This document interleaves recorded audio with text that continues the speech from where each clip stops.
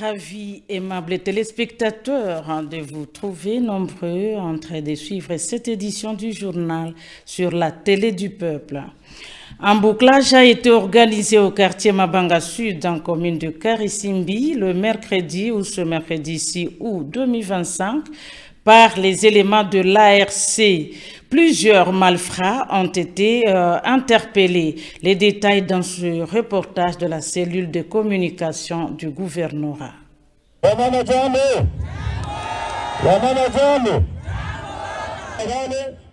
Le commandant de la ville de Goma, le colonel Jimmy Nzamouye, appelle la population à collaborer étroitement avec le service de sécurité de l'Alliance Fleuve Congo M23 pour lutter contre l'insécurité en ville de Goma et ses environs. Cette déclaration a été faite à l'issue d'un bouclage organisé ce mercredi 6 août 2025 dans le quartier Mabanga, en commune de Karisimbi, où plusieurs malfrats ont été appréhendés. Selon le commandant ville, cette opération s'inscrit dans le cadre des efforts menés par les autorités de la FM23 pour mettre fin au banditisme, avec pour objectif principal de sécuriser totalement les populations dans les zones sous leur contrôle.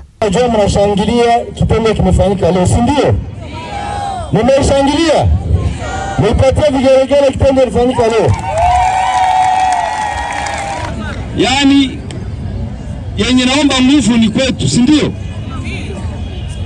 Hii jeshi ya M23 yenye mnaona hapa na sehemu zingine zote pembeni, sehemu mnawaona wote, mjue kama ni nguvu zenu. Tunaelewana? Ni nguvu zenu. Mimi niko na tu droit ku mambo italeta solution zaidi kwenye tumefika leo, si ndio? Si mmeona mabadiliko tangu tufike hapa na sasa hadi sasa. Mwenye hajaona mabadiliko weke mkono juu. Security kama iko utapata franga. Na ukizipata ziko na maana. Hazina maana. Mjue kama kwa siku chache. Hisi mko unaona, si tumemaliza kama mwezi hayafika mwaka, si ndio? Usalama ni devoir yetu si wote, kuanzia kwa jeshi hadi kwa raia. Le colonel Willy Ngoma, porte-parole de l'armée révolutionnaire congolaise ARC, qui a pris part à cette opération, demande à la population de Goma de dénicher tous les malfaiteurs et faire confiance à l'ARC afin de mettre fin aux bavures de Kinshasa. Sécurité yenu itadependre na nyie peke. Collaborer na jeshi yetu na viongozi ili tukamate kabisa salama ikuwe tele. Tunasikilizana? Jeshi yetu kama na jeshi yetu hata huku na shida atakusaidia. Ni jeshi yenu. Tuko watoto wenu bandugu yenu. M23 kisona na chama yetu, jeshi yetu. Ni jeshi ya population. Tunajua droit humanitaire international, sisi hatuibaki. Maneno yote mlikuwa sikia ilikuwa ya bongo, walikuwa tudangania. Walitudangalia, sisi tunaweka watu. Eske sisi ushaona soda nyang'anya wa telefoni yako. Atuviole, atuwezi fanya maneno. Maneno kabla sikia ya bongo. Wewe tuliona tukishisha. Wewe yote ilikuwa propaganda ya gouvernement. Si leo mnaona Goma buku nalala 24/24. Mnatembea jinsi mnapenda. Na tutaendelea tena kukubatumikia hadi mwisho.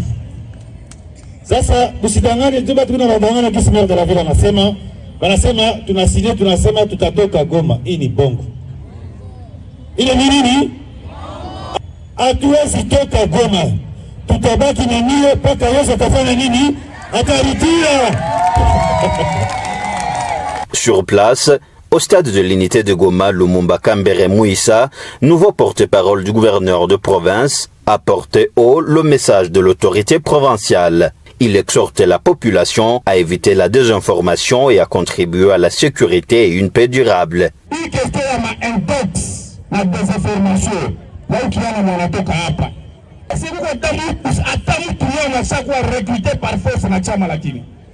Pourquoi kuendelea kudiabolize? Nani mtu anatumikisha? Na inaprofite kunani?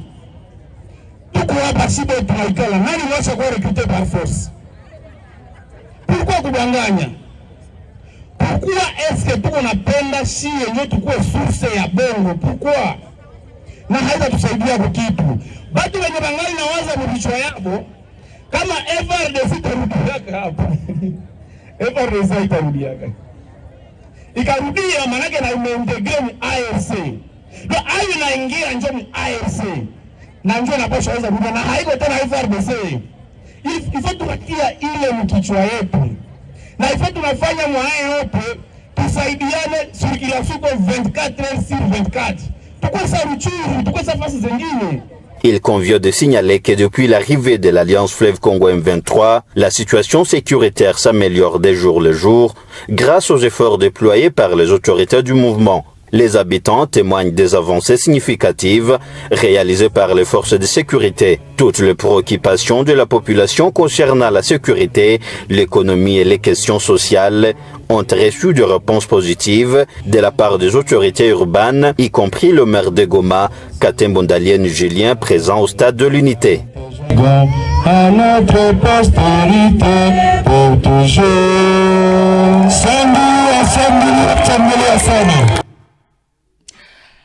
Pour Goma ville plus propre, M. Kambale Mboué Jano appelle la population à respecter le calendrier rendu public par le maire de Goma qui ne doit souffrir d'aucune faille pour un environnement sain. La population est appelée aussi à s'acquitter de la taxe d'assainissement. Reportage de Oluche, Kerry Gobert Bazongo et François Tamboué. La problématique de la gestion des immondices en ville de Goma se bute à un déficit communicationnel, reconnaît Kambale Mboué Jano, coordonnateur de l'ADPECO. Nitaweza kueleza shida mbili. Shida ya kwanza ilikuwa inatokana na ile calendrier ambayo meya wa mji aliweza kuweka ya evacuation ya kila quartier. Population haikuweza kushika calendrier vizuri. Calendrier inaonesha kama siku fulani tutatuma gari zetu mu quartier fulani. Sasa unakuta kumbe population hakuelewa maana ya calendrier. Calendrier mfano ya quartier Mabanga Nord inaweza kuwa ni siku ya 4. Lakini unakuta rahia atatoa uchafu na kutia kando kando ya barabara siku ya 5. Na wakati anaweka uchafu siku ya 5, maana yake ile uchafu itabakia pale mpaka siku ya 4 ikichunga program. Na ile ilituletea shida, tukakuwa saa vile tunashindwa kuondoa uchafu, kumbe ilikuwa ni probleme ya communication entre sie calendrier na bakadre de base benye balihusika na kupana message ya calendrier ku population. Il rassure renforcer la sensibilisation via les cadres de base. Pour lui, si les populations de chaque quartier respectaient le calendrier de l'évacuation en ville de Goma, cette ville serait une ville la plus propre de la RDC. La chef d'avenue aweze kufundisha population yake calendrier siku ya evacuation ya quartier yake. Population kaelewa siku ya evacuation, maana yake hakuna uchafu itaonekanaka Mgoma. Monsieur Kambale Mboué Jano appelle les populations de Goma de s'acquitter régulièrement de leurs obligations en payant la taxe mensuelle d'assainissement qui s'élève à $2 américains. Kumwanzo ya kazi mwezi ya 4 rahia ilikuwa imeelewa kulipa taxe d'assainissement, lakini kuliweza kutanika probleme kidogo yenye ilishitukuza, sijui ni krize, sijui ni nini, lakini tumeweza kugundua kama ni sababu mbalimbali na zile sababu tuko tunazipiganisha. Hii miezi 2 inayopita rahia hakuweza kujiakite na ile paiement taxe d'assainissement. Sababu bila kutia ile mchango ile paiement ya taxe nasi tutashindwa kazi. Sababu kazi iko kubwa sana mpaka iko inatufikisha wakati ya kukamata hata madeni purvike uchafu itoke, sababu hatuwezi kuacha uchafu. Hata tukue na pesa, hata tukose pesa, tunaingia sasa mu madeni purvike tutoshe uchafu. Precision ya ile paiement ya taxe nomenclature iliyo tengwa na viongozi ya province inasema ni $2 par ménage. La réussite dans l'assainissement de Goma repose sur 3 priorités, dit Kambale Mboué Jano. Il s'agit de la sensibilisation, de l'évacuation des immondices et des recouvrements de la taxe d'assainissement. L'éducation est la clé du développement. Les parents de Goma sont appelés à envoyer leurs enfants à l'école dès la rentrée prochaine fixée au lundi 1er septembre 2025 sur toute l'étendue du territoire national. Suivez ces propos de Carlos Kianga Amissi, recueillis par Deoluche Kerigobert Bazungu et François Tamboué. Pour nous, on connaît très bien que la rentrée scolaire aura lieu timidement, mais ça va cheminer progressivement parce qu'il y a des enfants qui peuvent commencer à étudier le 1er septembre et d'autres seront en train de venir petit à petit jusqu'à un parent se trouve dans la possibilité de trouver les uniformes, les souliers, les cartables, les cahiers. Alors c'est à ce niveau-là qu'ils enverra les enfants à l'école. Comme actuellement la situation sécuritaire est tellement stable en province du Nord Kivu, je ne vois pas un goulot d'étranglement, je ne vois pas les gaps qui peut empêcher les enfants à ne pas étudier. Mais il se pose un problème sur la question de la gratuité dans les écoles publiques encore. Là, ça nécessite à ce que les parents puissent parler avec les responsables des écoles, ensemble qu'on puisse voir comment on va trouver un mécanisme pour que ces écoles soient bien gérées et que l'intérêt supérieur de l'enfant ne soit pas biaisé. Il n'y a pas le développement d'une école et il n'y a pas le développement de l'élève parce que l'école vise à préparer un élève à devenir un homme ou une femme utile dans la société. Et moi, l'objectif primordial, c'est d'abord de restaurer la discipline dans cette école. Parce qu'il n'y a pas l'émergence d'une école sans discipline. Parce que quand il y a la discipline et il y a une meilleure sélection des enseignants compétents et qualifiés, le résultat de l'examen d'État sera escompté, sera impeccable. Le président provincial des Kadhafi, Moussenge Mboussa Jean, éclaire l'opinion sur le problème de la paie de taxes. Il confirme que le paiement de la taxe de $10 est annuel et non par semaine, contrairement à ce que disent certaines opinions. Suivez ses propos. Gouverneur alikuwa na meeting Mugunga, ulikuwa mambre wetu Kadhafi akaingia wakati walipana neno, wakati ya kusema papa gouverneur akaita watu wiko na mashida mbalimbali, bakampokea akasema tunalipa taxe ya semaine na un mois. En tout cas ile nyali alisema ilikuwa na muangaje yeye peke. Tunaiwa mouvement sasa iliingia hapa ikaita ba Kadhafi. Kadhafi iko nalipa taxe, analipa $10 kumwaka. Ndio analipa ile taxe iko annuel. Mais ile ya semaine ya mwaka en tout cas inamuangaje yeye peke. En tout cas ule mama alisema uongo. Kufuatana na tarification ya carburant iko 3400. Na sisi tunaujisha ku 3400. Sawa tuna station 3400, 3500 ndio tunaujisha ndani. Magumu yenyewe tunapitia ndani kwa leo kubarabara tatu eliminer ba Kadhafi ba grand pétrolier ba Penoki. Inasema kama inatatu tosha ku barabara tusujisha kitena. Kuna mafamilia pale ndio watoto wetu wanakuliaka, pale ndio watoto wetu wanasomeaka. En tout cas, tulikuwa naona ile barua ya Penoki ya president wa Penoki a suspendre ile aizikana mukikao jua kimbize benzabo banadamu. L'agglomération de Muhanga, en territoire de Lubero, située à moins de 10 km de Bunyantengue, a accueilli pour la première fois le chef de la chefferie de Batangi le mardi 5 août 2025. Sa Majesté Mwami Simon Dayake Mikundi est allé s'enquérir des préoccupations de cette partie du territoire de Lubero. Des précisions dans ce reportage de la cellule de communication du territoire de Lubero. Je vous présente l'agglomération de Muhanga, située à plus ou moins 7 km de Bunya-Tengi, le territoire de Lubero. Il est 14h30 de ce mardi 5 août 2025, lorsque le chef de la chefferie de Batangi, avec toute son équipe, arrive calme et attentive. La population qui, pour la première fois, voit les Mwami de la chefferie s'intéresser en elle est contrainte à bien prêter oreille. Dans un meeting franc et sans tabou, Sa Majesté Mwami Simon Dayake Mikundi Isekanyere Kimbwa s'adresse à son peuple et explique les modules de son arrivée à Muhanga. Ni ili niwe malalamiko ya raia, nijue kitu gani inayowasumbua ndani ya hii mji. Kama waskari wanawanyanyasa, wanawanyang'anya masimu, wanawanyang'anya mambuzi zenu, wanawanyang'anya kuku zenu, wanakataza mshendo mashamba, muniambie hapa. Kubwa kosa kwa viongozi wa mji, kama huko kosa kwa viongozi wa serikali wa jeshi, mnatuambia hapa.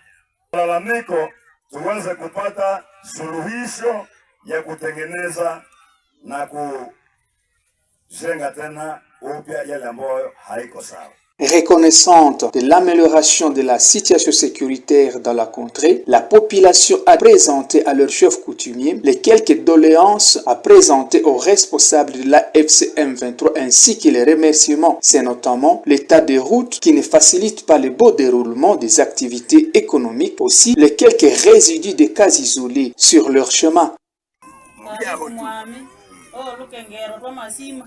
Yuite miaka 35 sinje natasongo mwami omokuta njibulu nyamwanga sinje kakulamba igenoko okubuli awote abanganiriwa utala tunauteko abaini banabya bane muhika sangandanganda ngawaze cha munabura sibatalangireka ngono batubirikira bunyatenge moyenga tuende itwoboshi.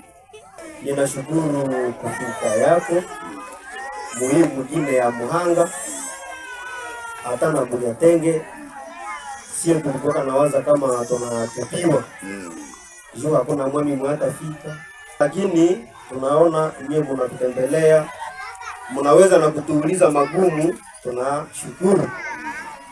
Na tunashukuru kwa mambo ya afya. Wasoda wanafika hospitali hawatusumbue. Kama wanakia kwa dawa wanasema tunakia kwa dawa, tunagonjwa. Na kama jambo ya viole ishasumbua, mie ndasema kuko vyenye watu wanadanganya na vyenye wanahakikisha. Ni ya maana kuko watu venye tulishapata mie mnatumaka raporo ku province kila mwezi, lakini si atuma wa mingi kuwatoa. Le chef coutumier de la chefferie de Batangi est dans une mission d'itinérance d'écoute de sa population afin de s'assurer sa bonne sécurisation par les forces de l'ARC M23. Parlons sport à présent, deuxième journée pour le groupe A dans le championnat d'Afrique des Nations CAN 2024. La République démocratique du Congo croise la Zambie ce jeudi 7 août 2025. L'ambiance est immense, suivez leurs propos. Match à Kesho, on ne sait pas encore parce que je ne suis pas devant pour connaître l'avenir, pour savoir comment ça va se passer. Mais ce qui est sûr, et que Minadjo Akama, les garçons vont se donner à fond pour nous ramener la victoire, les 3 points de demain. Parce qu'il est faux. Sinon, on ira nulle part dans la compétition comme on a gagné le match à Kesho. Probabilité c'est que quand tu as victoire, victoire en tout cas rassurée. Vu première méthode de faire le match passé, ma difficulté, mon médiane, ma difficulté technique. Bon, pour la probabilité qu'on nous a gagné le match à Kesho, en tout cas. Tout talent ziko tout talent ziko na bajoueur biko mais problème kwa bajoueur abazuyani bon bana kumalia kwa plan national mais abazuyani hapo maklub moja ndio tunaona ma difficulté donc probabilité ya mingi sana qui assurer ça. Je pense que demain il faut tout gagner parce que la fois passée on a perdu. Je pense que pour ramener victoire, tu n'as pas mon souvenir du tout de qualifié parce que bon, déjà, pas tout comme piège, tu peux perdre le match à la fois passée. Déjà, tu peux perdre quelque chose, tu n'as pas servi. Déjà, tu ne pourras pas éliminer. Le score exact, je pense que D1 ou B2. Ok, merci beaucoup. Merci aussi. Concernant le match à Kesho, tout est ouf ça. Match ya kesho tukaipoteza, mais tunarudia. Maintenant match ya kesho ifale tufe nguvu yote, faut tupige le match. Ndio yangu ndio C'est la fin de cette session des nouvelles. Merci de votre fidélité sur la chaîne officielle.